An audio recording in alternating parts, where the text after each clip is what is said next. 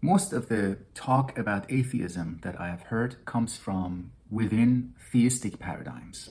So the subject matter is atheism, but the paradigm that gives rise to that discourse is a theistic paradigm.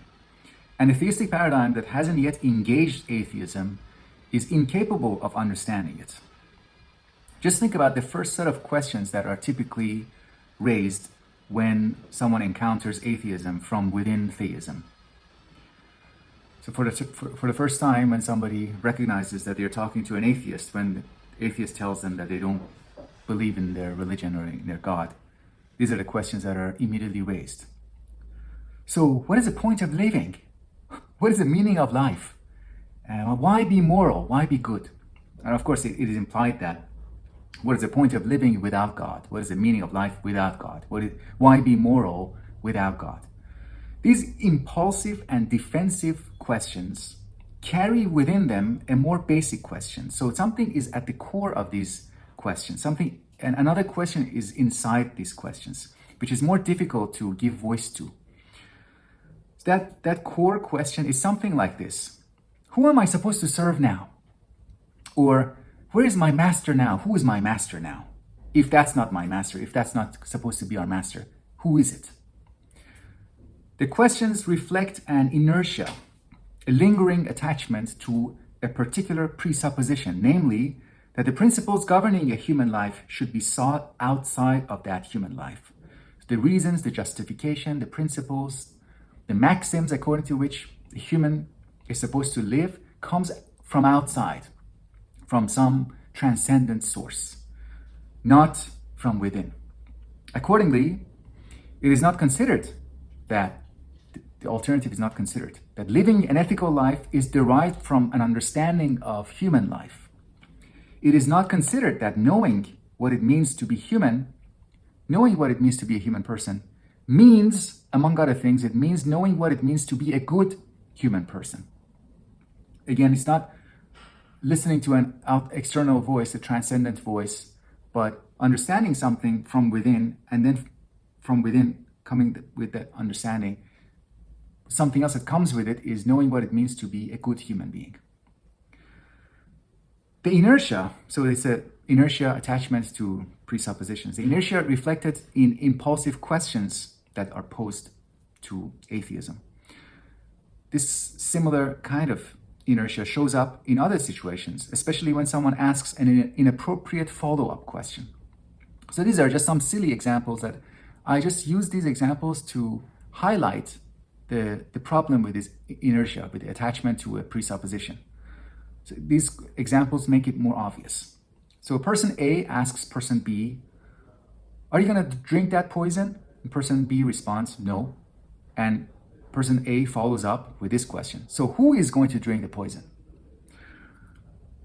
Second example, person A asks B, did you beat your boyfriend or did you beat your girlfriend? And B responds, no, I didn't.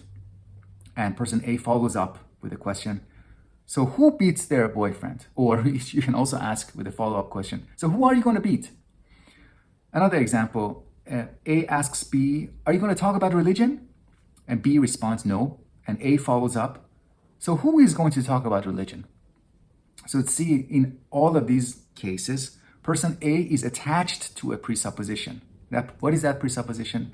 That someone has drunk the poison in the first example. It's just a matter of figuring out who.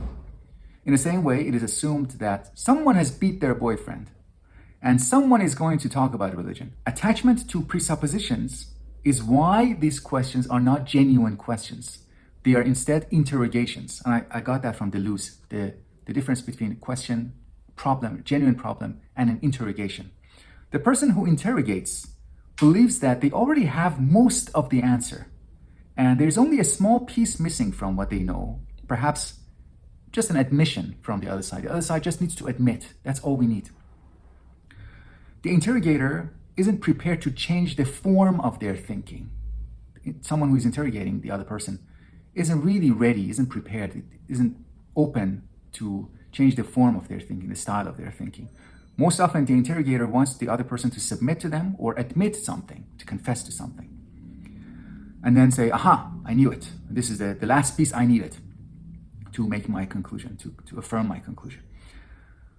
I said already that the questions asked from atheists are defensive. So what is the point? What is the point of living? The person who is asking these questions wants to protect their worldview against the atheistic intrusion. So they just want to block, they want to protect, set up a shield to not let the atheist come in. They want to be able to dismiss atheism.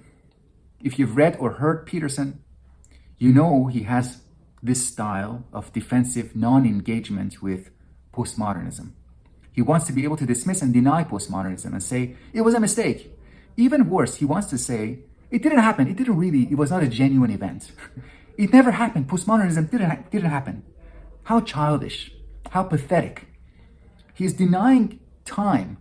He's denying the movement of thought, duration, change, the continuity that happens in thinking. And he wants to go back.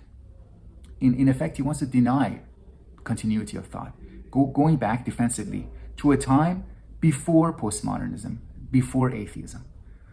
I don't think the impulsive questions are bad, as starting points at least, as long as they are not used as blocking devices.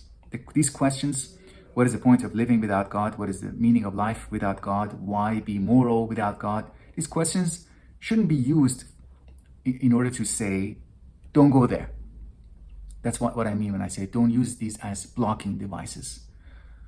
We must stay with these questions, entertain them, up to the point where we can ask complementary questions. We should, I think, stay with these questions so long that we are now able to ask these questions, these following questions. What is the point of living with God? What is the meaning of life with God? Why be moral with God? So if you stay enough with questions, with atheism, then to some degree, we will be able to build up the paradigm of atheism. And from within an atheistic paradigm, the other questions, the alternative questions that can be posed to theism. In my current state, my current set of beliefs, I really don't care about atheism-theism debate. I really don't care which one I end up assuming, which one my family members end up assuming, adopting. My close friends, I don't care if my close friends are theists or atheists. I really don't care. But that doesn't mean I don't care about anything else. What I deeply care about is maintaining free movement between those positions, to be able to go from within one paradigm into another paradigm. I want to be able to move from one into the other and vice versa.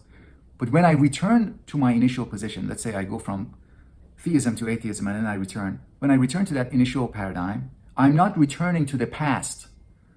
I'm not denying some subset of my experiences, my atheistic experiences. I'm returning and I'm keeping my connection to the past from the present. That practice, the right to engage with that practice, is what I care about. And I'm now reading Thomas Aquinas, and he is a perfect example of that. He wants to keep bridges that connect reason, rationality, with faith. Other people who follow Thomas Aquinas, including Peter Kreeft. Peter Kreeft says only negative things about postmodernism. He also, similar to Jordan Peterson, he wants to deny that postmodernism was a genuine event, that it was anything other than a mistake. But Thomas Aquinas, I think if he was here with us now, they would not deny postmodernism. They would engage with it, not defensively, but actively. Engage with it and try to build bridges that allow movement between those different positions, between those different paradigms. So again, what I care about is not atheism or theism, but freedom to move between them. Okay, that's it.